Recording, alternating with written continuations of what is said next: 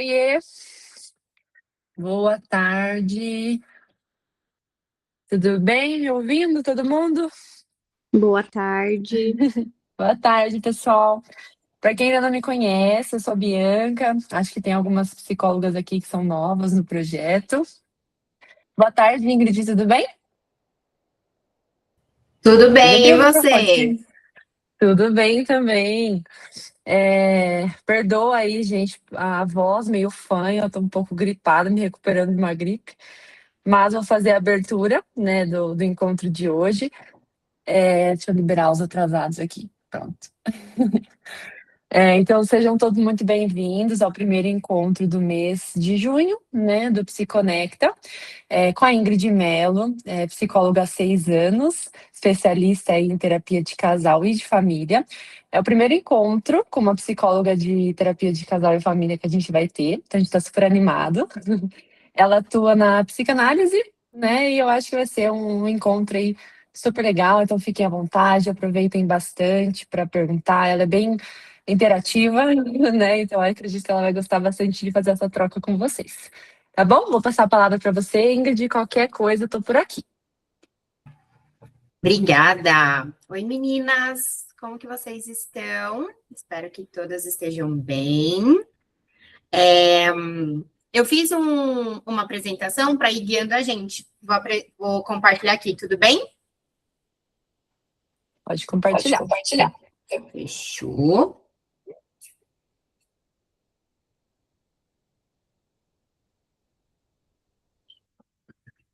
Por favor, me avisem se todas estiverem vendo. Tudo Oi? certo por Tudo certo. aqui. Tudo certo. Perfeito.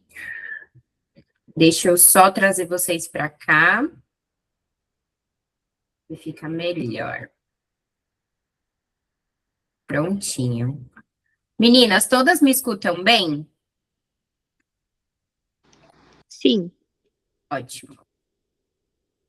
Bom, meninas, hoje eu trouxe aqui um tema para a gente conversar. Como estamos em um ambiente de psis, porque nos apaixonamos por quem nos apaixonamos. Então, queria trazer um pouquinho dessa desenvoltura de como que está a clínica de casal também. Vão me deixando aqui nos comentários se alguma de vocês atende casal, como que é a clínica de vocês, e aí também eu posso ir me aprofundando de acordo com as dúvidas e as experiências de vocês, tá? Mas o objetivo é eu contar um pouco para vocês de como que hoje em dia está o trabalho na clínica de casal, e trazer um pouco também do olhar mais psicanalítico para vocês. Fechado? Não quero que se torne um monólogo só eu falando, então, por favor, interajam comigo, mandem no chat, que eu vou sempre dar uma olhadinha. Beleza? Show, bora lá então. Bom, antes de me apresentar um pouquinho para vocês, eu queria deixar essa pergunta que lá no final nós retornaremos para ela, que é, na opinião de vocês, mandem aqui no chat, o amor é uma escolha ou ele é uma repetição? E aí, para ajudar a vocês a pensarem nesta pergunta, eu trouxe aqui uma frase de uma das maiores psicanalistas que a gente tem atualmente na área moderna, que é a Anna Sui, que ela diz o seguinte: não queremos ser amados apenas pela lembrança, pela presença, mas queremos ser amados especialmente pela nossa falta. Então, me deixem aí nos comentários o que vocês acham. Vocês acham que a gente escolhe de forma consciente os nossos relacionamentos? Vocês acham que a gente procura alguma coisa nessas relações? O que vocês acham? Para quem gostar de ler, eu vou deixar também as indicações de alguns livros. Esse é um livro da Ana Sui bem legal, A Gente Mira no Amor e Acerta na Solidão, tá? A Jéssica disse um pouquinho de cada. É isso aí, Jéssica, adorei. Será mesmo, senhoras? Pode ser que sim, pode ser que não. Quem mais acha mais alguma coisa? Me contem, que eu quero saber a opinião de vocês antes de seguir. Ou não teremos opiniões? Quem quiser abrir o microfone, tá tudo certo também, tá? Tá bem. Então, gente, vou deixar essa reflexão para a gente retornar o nosso papo lá no final com essa pergunta, tá? Então, deixa eu me apresentar um pouquinho para vocês. Meu nome é Ingrid, eu tenho 29 anos, meninas. E eu sou psicóloga há 6 anos. Eu tive uma vasta experiência no mundo corporativo e sempre conciliando a clínica com o mundo corporativo, trabalhava bastante em RH. Há mais ou menos 3 anos eu decidi sair do mundo corporativo e investir na clínica. E faz 3 anos também que eu sou especialista, eu fiz uma pós-graduação aqui na PUC em São Paulo, de terapia de casal e terapia de família. Então, hoje eu atendo, né, tanto homens quanto mulheres, e também faço a clínica de casal e a clínica de família, que também, um dia, se der tudo certo hoje, se vocês gostarem, posso muito retornar, eu já me convidando para falar de família, da clínica de família, que também é bem interessante para quem gosta, tá? Gente, eu sou apaixonadíssima por cinema. Amo divas pop, amo Lady Gaga, tenho uma tatuagem da diva. Ano passado eu fui lá, passei um perrengue no Rock in Rio. Perrengue. Mas foi muito bom. E eu sempre fui uma menina muito curiosa em tudo que abraça a nossa experiência, assim, no mundo, sabe, gente? Sempre gostei de filosofia, sempre gostei muito de ler muitas coisas diferentes. E, obviamente, a minha escolha por psicologia veio muito desse amor também, tá? Eu deixei meu Instagram para vocês me seguirem, que eu faço bastante conteúdo de terapia de casal e terapia de família, mas também vou deixar aqui no link e convido vocês depois a me seguirem. Fechou? Então, essa é um pouquinho de mim, agora vamos para o tema. Gente, nunca falamos tanto sobre o amor e nunca estivemos tão solitários. E aí, trouxe aqui algumas reportagens babadeiras que saem. E agora que eu vi que tem meninos, né? E eu falando só meninas, desculpa. Agora então é meninos e meninas. Turma, a gente tá vivendo uma era, assim, né, da nossa humanidade, aonde estamos hiperconectados, aonde falamos hoje todos os assuntos, nenhum assunto é novidade, né? E falar do amor, eu não sei vocês, mas sempre aparece algum especialista em amores, em relacionamentos, para falar tanto no meu Instagram quanto no meu TikTok. Mas nunca falamos tanto sobre um sentimento e nunca estivemos tão solitários, igual alguns estudos e algumas matérias mostram pra gente. Então, trouxe algumas aqui para a gente conversar. Saiu no G1 no ano passado, falando assim, afinal, a geração Z é frágil ou vive o período mais difícil para ser jovem? E nessa matéria, eles falam muito sobre essa necessidade que a gente vive de estar sempre conectado em todos os ambientes que nós estamos. Saiu também no Jornal da USP, porque as novas gerações estão cada vez fazendo menos sexo. Isso aqui eu acho bizarro. Mas bizarro por quê? Porque estamos vivendo uma era de corpos bonitos, de corpos saudáveis, de autoestima e cada vez fazendo menos sexo. Não que eu ache que a gente precisa se sentir bonita e transar, não é nada sobre isso. Mas automaticamente, quanto mais a gente se cuida, mais tesão, mais relacionamento a gente quer ter.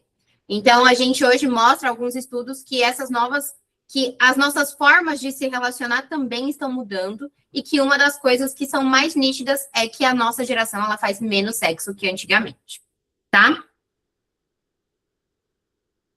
Saiba por que a geração Z recusa a vida noturna, não prioriza o álcool e acabou com o esquenta. Aqui também é uma matéria que eu quis trazer para vocês, que traz sobre um pouco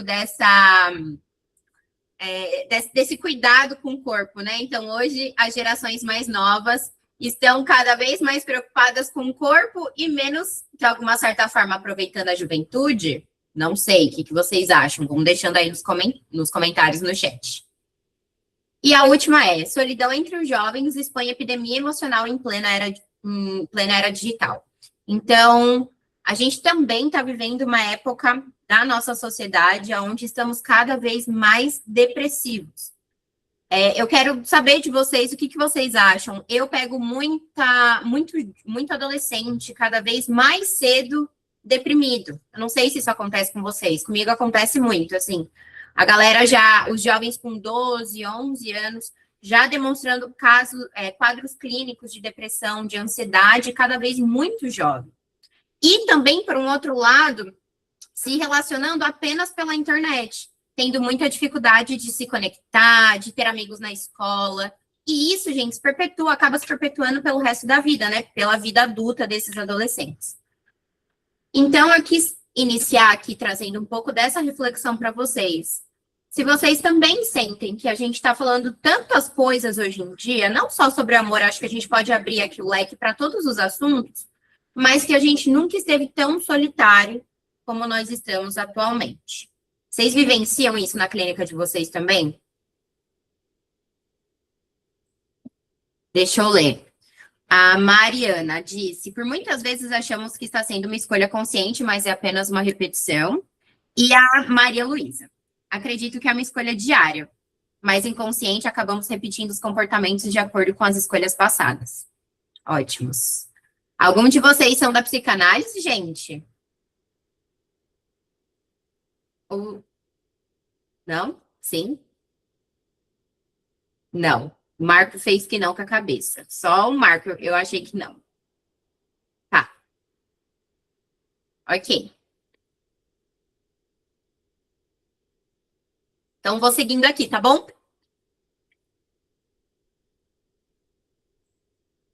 Então, para entrar um pouquinho no nosso tema, eu queria apresentar 2 conceitos para vocês, e aí aqui trazer um pouco da visão psicanalítica, que é o que a gente denomina como paixão e o que a gente denomina como amor, tá? A paixão, para a psicanálise, a gente fala que é uma fusão de 2 pessoas por inteira. Só, gente, que na psicanálise a gente não considera que existe a tampa da sua panela, que existe uma metade. A gente considera que uma paixão, ela se torna um amor através de alguma falta que você tem.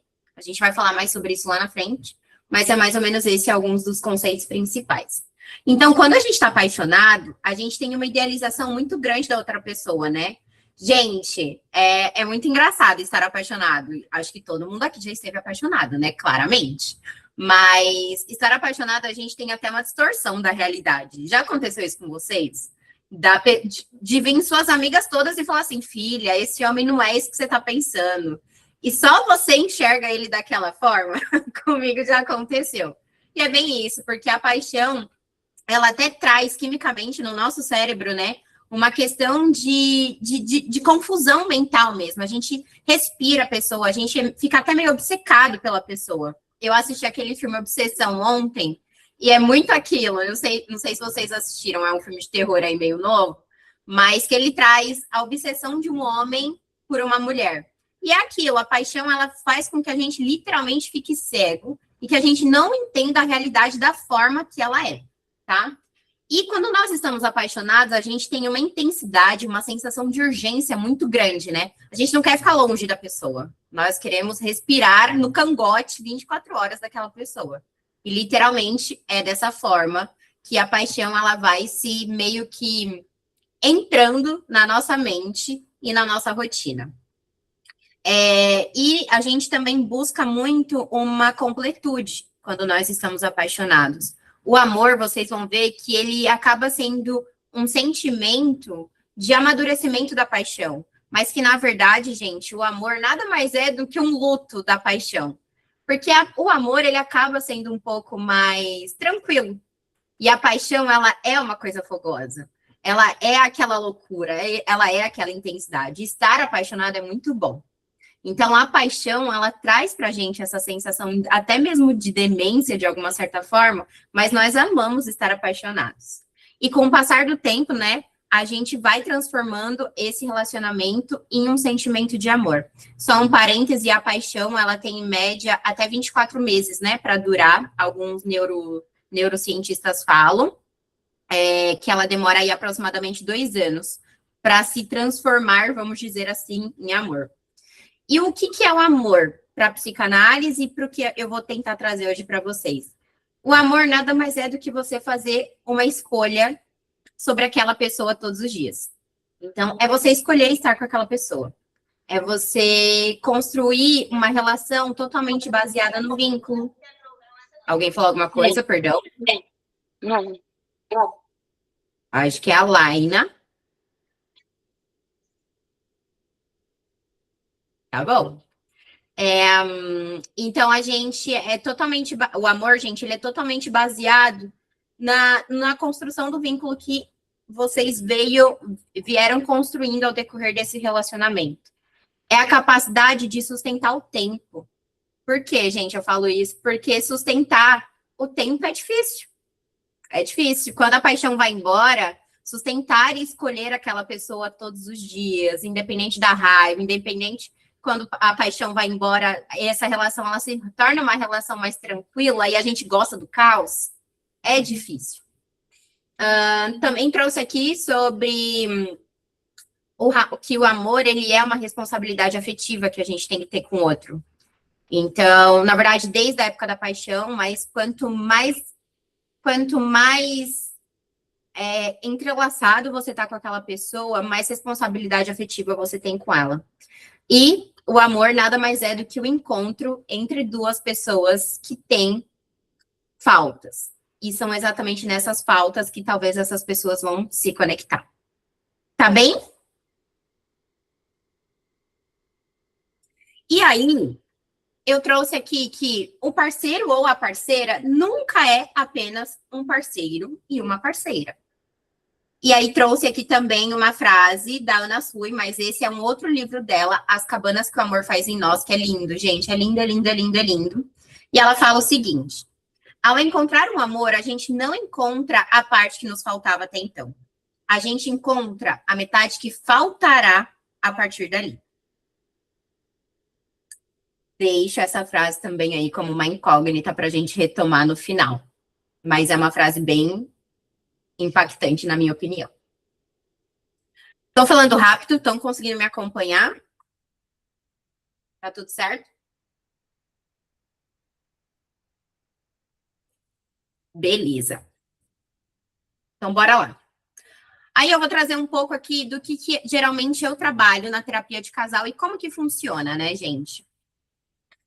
A gente escolhe quem nós escolhemos, e aqui eu vou trazer duas percepções para vocês. A percepção desde quando nós somos crianças e como que as nossas escolhas quando crianças refletem na nossa vida adulta. Então, uma das primeiras pessoas que eu quero trazer para vocês, que é uma teórica, né, que eu adoro, é a Melanie Klein. Quem não conhece a Melanie Klein, ela é uma psicanalista e ela estudou durante muito tempo terapia, ela fez muito tempo psicanálise infantil. E aí ela fez um livro chamado Amor, Ódio e Reparação. Nesse livro, ela traz dois conceitos que eu gostaria aqui de trazer para vocês. O primeiro, que é o conceito de relações objetais. O que ela fala, gente? Ela fala que desde bebê, nós temos uma relação de amor com os nossos grandes objetos. E qual que é o nosso primeiro grande objeto, geralmente? A nossa mãe. E quando ela fala objeto, ela traz o objeto como um todo. Então, desde o afeto da mãe até a forma que a mãe nos amamenta. Então, tudo isso vai construindo a forma que a gente vai amar no futuro. Então, vou dar um exemplo prático para vocês. Eu tenho um lar funcional, onde a minha mãe, ela me trouxe muito carinho e muito afeto. Provavelmente, a minha forma de amar na vida adulta vai ser uma forma igual eu aprendi nessas minhas primeiras experiências. Geralmente, quando existem lares que são disfuncionais, onde aquela criança, desde muito pequeno, foi exposto para alguma violência, para alguma falta de amor, quando ela se torna uma pessoa adulta, isso também vai atingir a forma que ela vai se relacionar, tá? Então, ela traz muito que a gente aprende a amar desde quando nós nascemos, na verdade, desde quando nós estamos dentro da barriga da nossa mãe.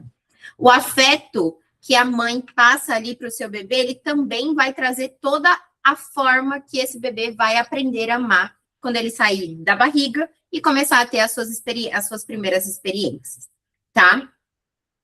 E aí, ela também tem uma outra teoria, né, dentro dos estudos dela, que eu amo, que ela fala que o amor, ele sempre vai ser uma reparação e uma ambivalência. E o que ela quer dizer com isso? ela fala que todo mundo que ama, odeia. Não existe amor sem ódio. Isso é inevitável.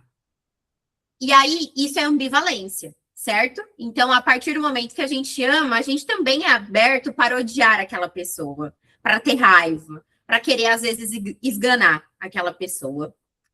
E, a partir do momento que a gente tem esse sentimento de ambivalência, passa algum tempo, a gente também tem o momento da reparação. Que é o quê? Que é reparar aquele meu sentimento de ódio. Porque, culturalmente, a gente é ensinado que o ódio é ruim, certo? E como que eu vou odiar alguém que eu amo?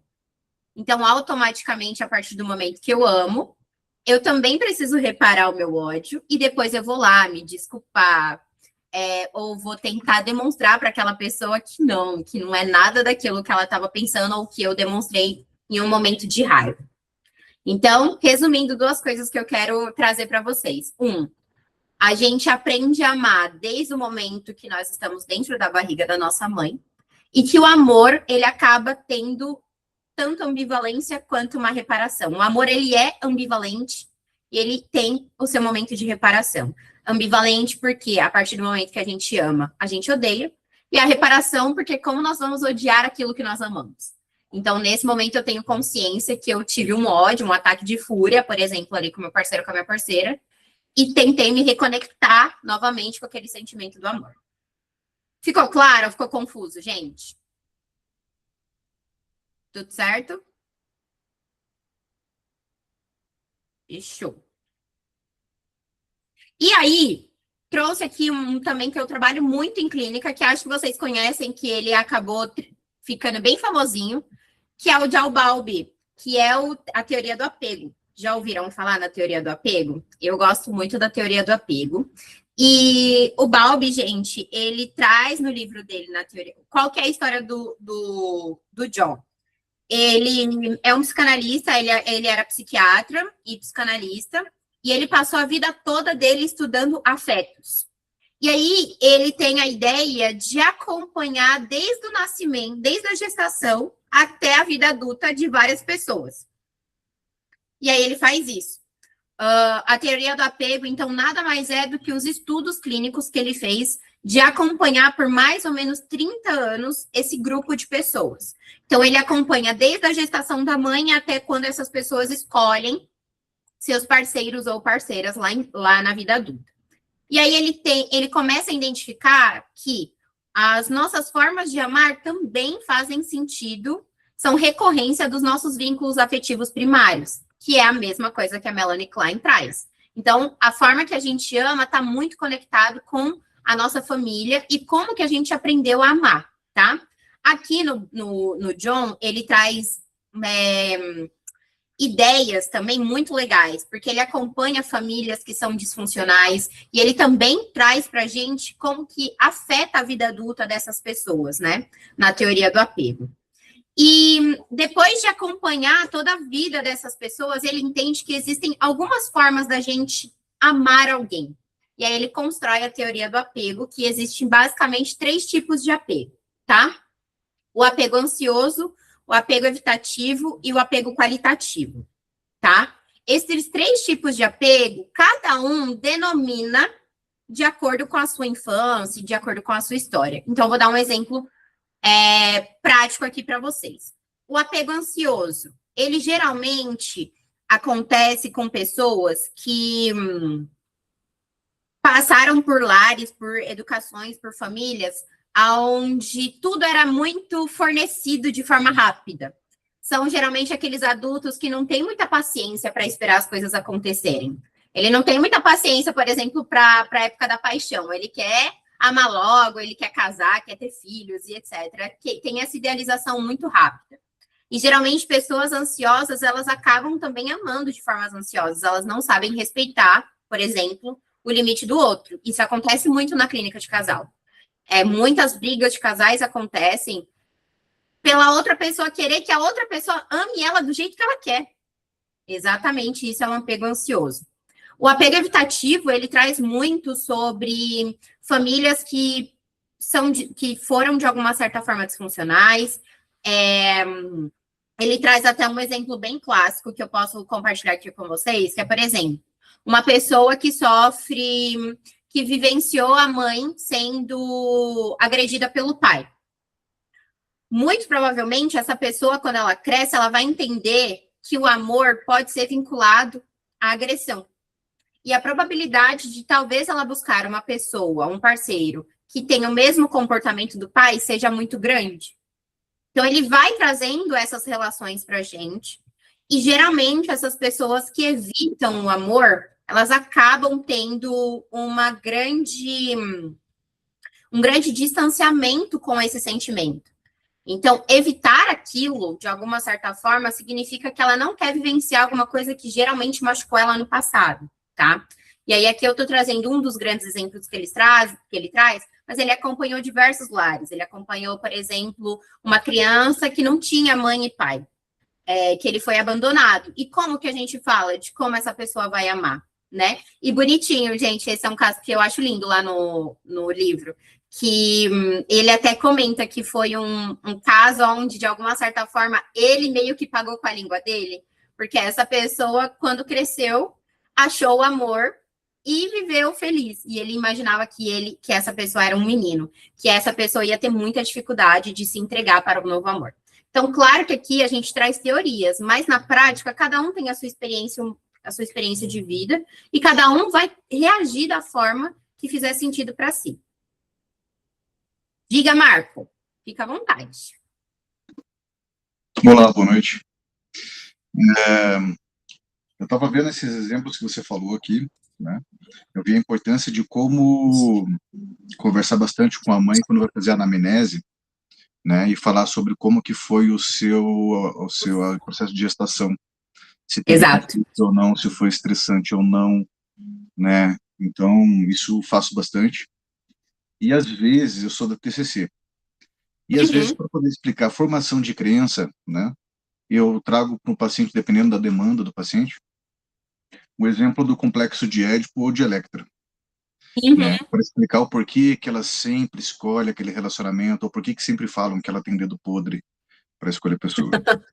Né? Daí você vai lá e explica para ela que ela tá, às vezes, aquela pessoa ela está associando um comportamento, um hábito, um gesto, uma postura, uma estrutura física que está remetendo à memória afetiva de modelo masculino ou feminino, e por isso ela sempre se atrai pelos mesmos padrões e sempre tem os mesmos relacionamentos. A hora que você falou que lembrou certinho dessas questões. Era só isso que eu queria contribuir. Não, você arrasou. E sobre a anamnese, é ótimo, eu faço muito também, principalmente quando a gente acaba se deparando, gente, com casos de violência. Eu acho que nenhum de vocês atendem casal, né? Eu vejo que está aumentando muito a busca de terapia clínica, a busca de terapia de casal. Porque a mulher, ela acha que o homem, que é agressor, vai conseguir se resolver na terapia. E aí, uma das primeiras coisas que eu faço, Marco, é entender os padrões familiares que essa mulher teve. Que é exatamente isso, assim, uma boa anamnese. Tanto com ela e até com ele, né? Até para entender essa agressividade, de onde vem essa falta de respeito, se isso foi ensinado ou não, que também tem muitos. Tem muitos homens que acabam reproduzindo comportamentos dos pais e assim, né, vai passando. Então, adorei, é bem isso, fazer umas boas investigações para que depois também a gente tenha as nossas conclusões e consiga trazer para eles. Arrasou. Posso seguir aqui? Do John, alguém tem algum ponto? Vocês conheciam ele? Que ele está bem comentado atualmente. Conheciam? Tá. Então, vou seguindo aqui, tá bom? E aí, o último, né, gente? Sou psicanalista, não posso deixar de falar do Freud. E aí, o que eu trouxe aqui dele para vocês é que ele traz duas grandes teorias no livro 3 ensaios sobre a teoria da sexualidade, análise fragmentária de uma histeria. E aí, aqui, gente, é um livro bem teórico, mas ele traz teorias bem legais. E o que eu geralmente gosto de trabalhar na clínica de casal é a compulsão da repetição e a escolha amorosa. Então, o que ele fala? Primeiro, falando de compulsão à repetição. O que o Freud fala? Ele fala que as nossas escolhas, elas nunca são escolhas novas para a gente. Que a gente sempre vai fazer escolhas de situações, de pessoas que já apareceram na nossa vida. Por quê? Porque a gente sempre está em busca daquilo que é parecido com a gente. A gente nunca vai estar em busca de algo que seja completamente diferente de mim. E se eu enxergo que minimamente aquela pessoa tem alguma compatibilidade comigo, com a minha história, com a minha dor, é essa pessoa que eu vou querer. E aí, gente, quando eu falo repetição, não é repetir os meus próprios comportamentos e as minhas próprias escolhas, mas pense em repetição como ser algo parecido comigo, tanto no lado bom quanto no lado ruim, tá? Eu vou dar um exemplo prático. Eu, Ingrid, por exemplo, eu tive uma criação onde eu fui muito desamparada.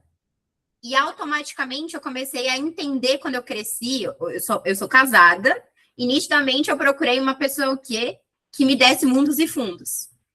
Porque era aquilo que talvez eu entendi que eu não tinha. E eu não pensei, né? Nossa, gente, eu quero buscar um casamento assim, assim, assado. Não.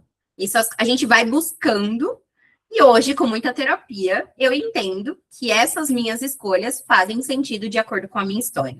Então, só para vocês entenderem, que a repetição nem sempre é aquilo que é bom, mas eu também trouxe para a minha história, por exemplo, uma repetição que eu nunca tive. Então, é essa pessoa que faz sentido para mim. Deu para entender o que eu quis dizer? E aí, ele trouxe, em um dado momento também, que as nossas escolhas amorosas, elas são narcísicas ou analíticas. Analíticas não, anaclítica. E aí eu até anotei aqui para ler para vocês, tá? Escolha narcísica. Eu até quem já leu esse livro vai ver. Ele fala o seguinte, que a gente escolhe aquilo que ama por 3 pontos. O sujeito que se parece comigo, aquilo que eu gostaria de ser, ou aquilo que eu idealizava de mim mesmo. Deu para entender? Então, vou repetir. Ele fala que, geralmente, as nossas escolhas amorosas são narcísicas, porque a gente busca aquilo que se parece comigo, a gente busca aquilo que eu gostaria de ser, ou busca aquilo que eu idealizava para mim. Eu não consigo, talvez, ter essas 3 possibilidades em mim mesmo, então eu projeto para que a outra pessoa seja por mim. Fechou? E já a escolha anaclítica, ele fala que é uma escolha onde a gente denomina que o amor, ele acaba sendo uma rede de apoio. Então, anaclítica significa apoiar-se. E aí, o que ele fala? Ele fala que a gente ama aquilo que nos protege, que nos acolhe e que nos sustenta. Então, as nossas escolhas amorosas, elas sempre vão ser baseadas em mim, que são essas escolhas narcísicas, e também, tá? Pode ser os 2, nessa questão do apoio, que é proteger, acolher e sustentar. Me proteger, me acolher e sustentar a minha vida, as minhas dores e os meus sentimentos. Beleza? Diga, Mari. Mariana. Oi, Ingrid, boa tarde, pessoal. Oi. Só para fazer assim, uma observação que eu achei interessante, que eu tenho uma paciente X, né, que atualmente eu atendo, e essa paciente é uma pré-adolescente, e a gente sempre, ela está entrando nessa fase de namoro, né, de se interessar por outra pessoa, e ela comentou esses dias uma coisa que o Marco falou, ela falou, eu tenho dedo podre, e isso com uma pré-adolescente. Eu falei, mas calma, tentei compreender o que ela falava. E ela sempre gostava de um tipo tal de homem, né? De adolescente, de meninos. E aí a gente tentando entender isso, e eu pedi para falar com o pai dela, né? Eu nunca tinha falado com o pai dela. E aí eu pedi para falar com o pai dela. E nisso eu vi que é exatamente igual, até a forma de falar dos meninos que ela se interessa. E eu achei isso muito engraçado, porque assim, a gente vive comentando sobre isso, só que assim, ver é totalmente diferente, né? Então, assim, eu achei isso muito interessante, porque aí eu consegui ver de onde que ela tá puxando isso. Porque ela sempre espelhou muito o pai dela. Então, assim, o pai dela era uma figura para ela, e ela não cresceu junto com ele, tá? Só para você entender, os pais eram separados, ela cresceu longe, só que mesmo assim, ele ainda influencia muito no que ela procura num parceiro. Então, assim, eu achei isso muito interessante, e isso do Freud e do que o Marco falou, me remeteu a essa paciente. Nossa, Mari, e aí eu acho que isso também tem tudo a ver com o complexo de Édipo. Eu não trouxe aqui do complexo de Édipo, mas é exatamente isso, né? A gente, quando ele traz o conceito do complexo de Édipo, ele traz que o nosso primeiro grande amor da nossa vida é o nosso, geralmente, sexo oposto, que geralmente é o pai ou é a mãe. E isso acaba sendo uma verdade, né? Quando você atende criança, você consegue analisar isso muito perfeitamente. Quando aquela criança de 4 ou 5 anos quer chamar a atenção do pai, e aí coloca o salto da mãe, os colares, literalmente ela quer ser a mãe para... E aí eu tô trazendo seduzir, gente, num ambiente, assim, paterno mesmo, para seduzir o pai, para ter a atenção do pai. E quando tem uma ruptura, né, Mari? Então, por exemplo, quando o pai não mora com a filha, ou quando acontece uma separação, quando acontece alguma dificuldade, né, de sustentar essa relação, vai ficar mais forte ainda o Édipo lá na frente. Então, as escolhas dessa sua paciente, por exemplo, pode ser nada mais do que querer o pai, literalmente, porque ele não foi uma pessoa presente na vida dela. Então, ela vai buscar essa figura até ela conseguir encontrar alguém minimamente parecido. Exatamente. Entende? Sim, perfeito, exatamente. Obrigada, Ingrid. Eu que agradeço. E aí, gente, tá tranquilo até aqui? Tudo certo? Então, depois dessa parte mais teórica, eu quero falar para vocês que nenhum casal é formado apenas por 2 pessoas. Um casal, ele é formado por histórias familiares, pelas suas faltas, pelos seus desejos, pelos seus traumas e pelos modos que aquelas pessoas aprendem a amar. Então, quando a gente escolhe ter um relacionamento, a gente está escolhendo abraçar toda essa caixinha dessa pessoa, né? E hoje, o que eu identifico muito na clínica de casal, que é a mensagem que eu quero deixar para vocês também, não sei se algum de vocês tem vontade de trabalhar com terapia de casal, mas eu vejo que a dependência de um com o outro hoje em dia está ficando cada vez mais forte. A dependência emocional, uma dependência até de ser validado através do que aquele outro parceiro ou parceira fala que eu sou. Sabe? Casos de traição, casos de... quando eu me formei, tinha muito caso de... esqueci, mas tipo assim, os casais que não são monogâmicos. Hoje em dia eu vejo que a gente está vivendo uma era de que as pessoas estão com muita dificuldade de se suportar. Que as pessoas estão com muita dificuldade de aceitar que realmente o amor é isso. E que isso é um casamento. As pessoas, eu sinto que elas estão com ideias não deturpadas, mas elas querem que as pessoas sejam aquilo que elas imaginam que são. E um relacionamento, gente, é muito difícil ser sustentado através da sua imaginação e do seu ego. Então, hoje, esse é um dos principais conflitos que eu vejo em clínica. Eles vão super empenhados na terapia, mas eles usam o momento da terapia de casal para falar coisas que na vida eles não têm coragem. E não é sobre isso. Na terapia, a gente tem que estar aberto, na terapia de casal, a gente tem que estar aberto para ouvir, para acordar. E vocês precisam levar esse momento terapêutico para fora do relacionamento também. Então, acho que trabalhar com casal nesse sentido está se tornando um desafio exatamente por conta disso, porque hoje a forma que a gente também tem acesso às informações e a forma hoje como a gente se relaciona tá bem diferente do que antigamente. Eu até brinco, eu falo que deveria muito ter estudos modernos de, por exemplo, relacionamentos no Tinder. Porque hoje a forma de se relacionar, a forma de construir uma relação tá diferente do passado. No passado, a gente precisava, né, se conhecer, bababá. Hoje em dia, as coisas estão muito instantâneas.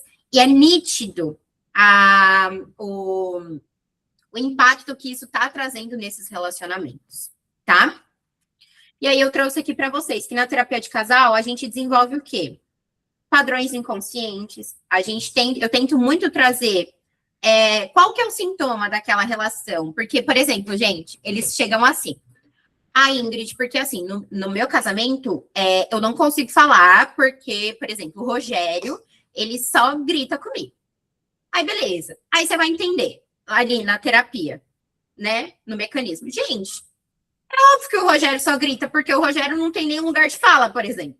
Às vezes, a mulher denomina tanto o ambiente que ele não consegue nem se expor. E a forma que o cara se expõe, às vezes, é falando um pouco mais alto e tentando mostrar para ela que ele também tem lugar de fala. Então, o sintoma desse casal nunca é só aquele sintoma isolado. Tem um contexto todo por trás, que as pessoas têm dificuldade de enxergar, né? E aí, aqui eu estou trazendo situações que já aconteceram comigo, mas também tem muitas outras situações. Situações de traições, onde muitas vezes a traição ela é vivenciada naquele relacionamento, e tanto o parceiro quanto a parceira busca terapia para buscar um momento de perdão. Mas será que é na terapia mesmo que vai vir esse perdão? Às vezes não. Às vezes na terapia de casal vai entender que, cara, esse cara não quer nada comigo e eu vou me separar de uma vez. Então, a terapia de casal, eu acho que ela é muito dinâmica nesse sentido, tá? E por que eu falei tudo isso, né? Só voltando aqui. Que eu quero dizer para vocês que o sintoma que geralmente o casal traz naquele relacionamento nunca é um sintoma. Sempre tem vários outros sintomas por trás de todos esses conflitos, né? E também comigo, eu sempre faço grandes conversas de infância, de formas que aquelas pessoas aprenderam a amar. Eu geralmente trago os tipos de apego para mostrar para eles e a gente identificar junto quais que são, né, as formas de apego que cada um deve ter. Eu falo muito também sobre essa diferença do amor e da paixão, que sustentar a paixão, que sustentar o amor, ele acaba sendo uma escolha de você literalmente querer estar com aquela pessoa todos os dias, e que isso é um casamento, e que isso é a escolha que você fez para si, e que tá tudo certo também você entender que aquela escolha não cabe mais na sua vida. Mas acho que esses são alguns pontos que eu gosto aí de trabalhar na clínica de casal. Tá bom? E para fechar, eu acho que tudo isso que eu trouxe, eu quero dizer para vocês que talvez a gente se apaixona menos pelo outro e mais pela possibilidade de reencontrar partes perdidas de nós mesmos. Então, eu quero fechar trazendo para vocês que, como Melanie Klein, como John, como Freud, trouxeram que as nossas escolhas amorosas, eles sempre são sempre são escolhas de algumas das nossas faltas. Quando nós escolhemos amar alguém, a gente está escolhendo amar uma parte que falta em mim. E que eu estou dando a oportunidade daquela pessoa ser essa metadinha de mim que falta.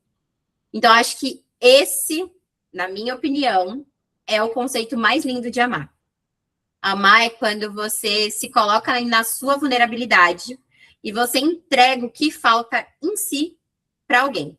E, obviamente, que essa pessoa tem que cuidar do que falta em si, porque você também vai ser algo que falta naquela outra pessoa.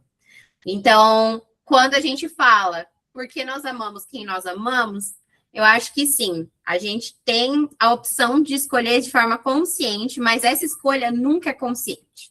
Ela sempre vai vir com um pedacinho de alguma carência, de algum trauma que você teve, e que você vai ter a oportunidade de ressignificar esse trauma e essa falta com outra pessoa. Por isso que escolher alguém é tão importante, né? Escolher alguém bacana, alguém legal, alguém que tenha uma responsabilidade afetiva. Fechado? É isso, senhores. Quero abrir aí para vocês falarem um pouco o que vocês acharam. Quero tirar até aqui para ver um pouquinho de vocês. Peraí, deixa eu parar de compartilhar. E aí, o que vocês acharam?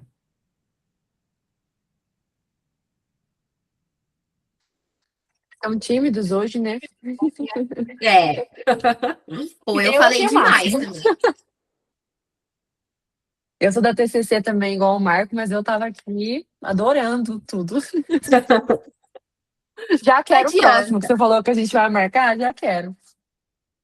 Boa, na próxima eu posso vir falar de família para vocês, que também é bem legal. Perfeito. Muito legal. Eu acho que tem aqui, a gente tem no projeto algumas psicólogas que atendem em casal, não sei se elas estão aqui, mas não é a grande maioria. Eu não Pode consigo falar, Marco. atender casal, porque quando começa um a culpar o outro, um na frente do outro ali, a mediação, a pessoa tem que saber exatamente o que vai fazer, porque também tem sempre o risco da briga depois da sessão, né? O que vai acontecer depois? É uma responsabilidade muito grande. Então, quando eu atendo muito os meus pacientes de forma individual, né? Principalmente crianças, às vezes, quando eu estava fazendo atendimento presencial. E um dos maiores problemas que você consegue ver é a dificuldade na comunicação, que está cada vez menor, né? Ou seja, você fica cada vez mais conectado na internet e cada vez mais distante um do outro. Quanto menos você olha na cara um do outro, menos você tem a capacidade de lidar com as suas frustrações, com o seu medo, com a sua insegurança, com as crenças que vai vir na sua cabeça ali com base na sua interpretação do comportamento, do olhar, do gesto do outro, né? Então, isso dificulta muito. E os adolescentes agora, como estão crescendo nesse mundo, né? Então, ou seja, a fase da construção das habilidades sociais, na adolescência principalmente, né? Você conseguir desenvolver essa capacidade de regulação emocional fica mais fragilizada, isso vai impactando cada vez mais. Por isso, esses estudos que você falou, né, sobre como está agora a sua capacidade de você controlar, lidar com as suas emoções, com amor, né, com as suas relações em si, tá? É cada vez mais necessário. Infelizmente, fica difícil, porque até a gente fica sobrecarregado com isso. Sim. Entendeu? Então, porque você, para trabalhar, você já tem que estar cada vez mais antenado nisso também, e mergulhar cada vez mais nas redes sociais e no porquê que o jovem está sofrendo. Então, tá difícil. Mas, enfim. E mudar o hábito dos pais, quando você vai trabalhar com os adolescentes, né? Eu tenho TDAH, tenho dificuldade de atenção, tenho dificuldade de memória. Aí você fala para o pai sobre a importância de um tempo de qualidade com eles. Aí, quando chega na recepção, a primeira coisa que ele faz quando o paciente vai mostrar lá o desenho que fez, dá o celular para ele, para de encher o saco. Então, né, a questão das crianças não, né, que você usa outro termo, mas da questão da agressão, você ensinar o seu filho batendo, né? Então, por exemplo, se você errar, eu te bato. Se você mentir, eu te bato. Se você quebrar alguma coisa, eu te bato. Se você me desobedecer, eu te bato. Aí a criança cresce ou sendo extremamente agressiva, né? Porque ela acha que é assim que se resolve as coisas, ou ela desenvolve um comportamento extremamente passivo, né? Porque vive com medo de tudo e de todos, de dizer não e de errar, né? E depois, lá na frente, ela explode, surta, e de repente ali vira agressiva do nada, sempre vai perder a razão, né? Então, realmente são estudos importantes que ajudariam muito. Mas a de grande dificuldade, pelo menos para mim, quando eu estou atendendo, é quando você vai mostrar isso para os pais, o impacto disso. Ah, mas então quer dizer que eu não posso mais educar meu filho? Aí já tira da sessão. Ou então, quando o filho faz uma coisa muito grande, aí, um caso recente agora, né? Aí a gente não pode nem bater mais, né? 2 semanas depois, tira o paciente dos atendimentos. Você já sabe o que vai acontecer ali. Entendeu? A fala dele, a angústia dele ali, você já sabe o que vai acontecer com a criança. Né? Então, mas é difícil. Então, parabéns aí pelo seu trabalho, que atender casal, Obrigada. olha, Não, e você falou já uma questão que eu também vivencio muito na clínica da família, Marco. A clínica da família é exatamente trabalhar com a família e mostrar que o papel da mãe, o papel do pai e o papel do filho. Mas que, principalmente, o papel dos pais é educar, e que talvez o que eles levam como educação não é educação, isso é muito difícil. Porque aí eles falam que, nossa, mas essa intrusa de 29 anos, sabe? Assim, eu já ouvi isso. Nossa, mas você tem filho? Eles amam falar isso, né? Você tem filho? Aí eu falo, não. Ah, então é isso, né? Porque você não é mãe, você não sabe como é. E eu sinto que hoje a gente vivencia uma terceirização. Então, eu vou levar no psicólogo porque eu não estou dando conta, a escola também não. Aí vai todo mundo para o psicólogo, aí o psicólogo também não dá conta. Então, o problema é o psicólogo que é ruim. O problema talvez não seja ali a relação familiar. É difícil, mas posso falar? É muito bom quando a gente consegue trazer o desconforto. Gente, eu amo trazer o desconforto. Eu amo. É me deixar feliz. É eu sair da sessão e eu ver que eu deixei todo mundo desconfortável. Porque é isso. Nosso trabalho é trazer o desconforto.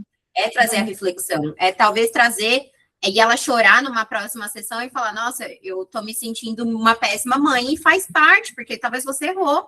E agora a gente vai fazer você acertar de novo. E assim, a gente vai indo, sabe?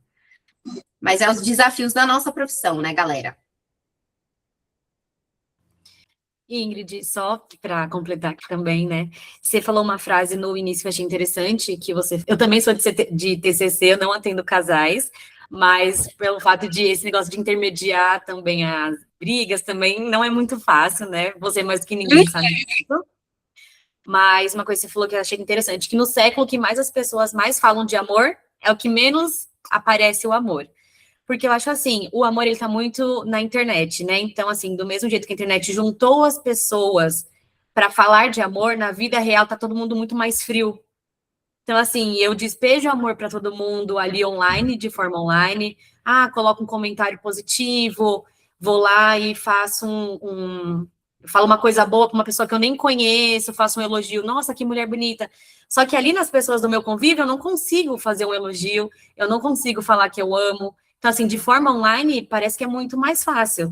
Só que do mesmo jeito que eu uso amor na internet, ali na vida real, eu sou muito fria com as pessoas que me cercam, com as pessoas que estão ao meu redor. Então, isso é muito real. No século que mais a gente fala de amor, menos as pessoas estão mais próximas. Então, ao mesmo tempo que a internet ajudou em algumas coisas, afastou muito mais as pessoas na vida real. Então, eu achei isso muito interessante. Total, Mari. E só para complementar a sua fala, não é à toa que tem vários estudos já mostrando que os jovens, eles estão perdendo capacidades básicas humanas, e uma delas é se socializar. Cara, isso é bizarramente bizarro, assim. Eles não conseguem ter diálogos. Eu atendia bem mais adolescentes, mas de um tempo para cá eu venho atendendo menos. Mas, gente, eu achava bizarro, assim, a forma que eles comunicam e fazer terapia. Gente, eu tive uma paciente que gravou a nossa sessão de terapia e postou um vídeo no TikTok. Vocês não acreditam? Então, olha só a mentalidade da galerinha. E aí eu tive que chamar a mãe, pedir pra mãe tirar, sabe? Assim, uma situação chata. Mas é isso. Eles querem se expor, mas eles não estão conseguindo, entre eles, assim, construir vínculo. E tá ficando cada vez mais difícil. Difícil.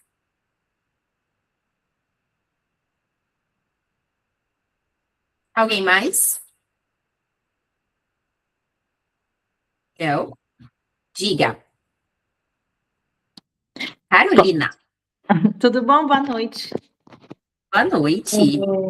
Eu não atendo casais, né? Sou da psicanálise. E aí, Ingrid, só por curiosidade, não sei se você chegou a ler ou não, você já ouviu falar que aquele livro A Gente Mira no Amor e Acerta na Solidão, da Ana Sui, né? Uhum. É que faz um bom tempinho assim que eu li. Na verdade, eu não li. Eu ouvi a leitura dele no Spotify, sabe? De repente, eu achei lá, achei muito interessante, e aí eu ouvi ele inteirinho. E daí eu gostei bastante, assim, falar da parte, né? Se você puder só falar um pouquinho, né, o que você sabe dele, alguma coisa assim. Gente, a Ana Sui, ela é maravilhosa. Mesmo que vocês sejam da TCC, sigam ela, porque, assim, ela é incrível. Ela tem vários livros, eu deixei alguns deles como indicação aqui para vocês. O primeiro que eu deixei de indicação é As Cabanas que o Amor Faz em Nós, e eu deixei também A Gente Mira no Amor e Acerta na Solidão. Esse livro, A Gente Mira no Amor e Acerta na Solidão, ele basicamente fala como que a gente é capaz de amar alguém se a gente nem aceita a nossa própria inexistência. Então, como que a gente coloca e deposita no amor do próximo algo que falta em mim? Só que essa falta eu não reconheço que falta. Eu só vou despejando para que aquela pessoa seja minha completude. Então, ela fala muito sobre isso, sabe? Sobre a gente aceitar a nossa inexistência, de alguma certa forma. E o título do livro é A gente mira no amor e acerta na solidão, porque no final, por mais que a gente ame, a gente sempre vai se deparar no espelho com nós mesmos. E é um paradigma, né? A gente não pode se deparar no espelho com nós e nos sentir solitários. Então, não é o outro que vai ser a minha tampa da panela. Essa tampa da panela deveria ser eu comigo mesmo. Então, ela vai trazendo, assim, toda essa teoria psicanalítica de falta, tudo isso que eu falei para vocês, de falta, de infância, só que ela é muito poética. Quem gosta, assim, de poema e tal, acho que ela é uma indicação ótima, porque ela é bem poética e bem romântica, né, gente? Mulheres, né? Mulheres são românticas. Então, ela traz, assim, muito essa linguagem. É um ótimo livro, eu super recomendo, Carolina, pode ler. Ler, que a experiência de ler ele é muito gostosa. Deve ser diferente, né, do que eu ouvi, né? Assim. Não, eu vou ler. Obrigada, Ingrid. Nada.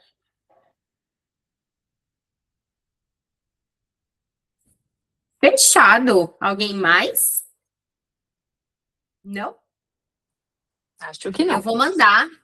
Bia, eu vou te mandar o slide para você compartilhar com a turma, então. Pode ser? Perfeito. Pode sim. A gravação, acredito que hoje fique disponível, mas eu acho que eu vou colocar amanhã. Eu mando o link tanto para você quanto no grupo dos psis, tá bom? Para vocês reverem também o início ali da aula, para quem entrou depois. E é isso. Obrigada de novo. Amei. Eu que agradeço. Obrigada, gente, pelo espaço, pelo tempo. E me seguem para a gente também trocar figurinhas, tá? Isso. E até a próxima. Até. Tchau. Tchau, tchau, pessoal. Boa noite.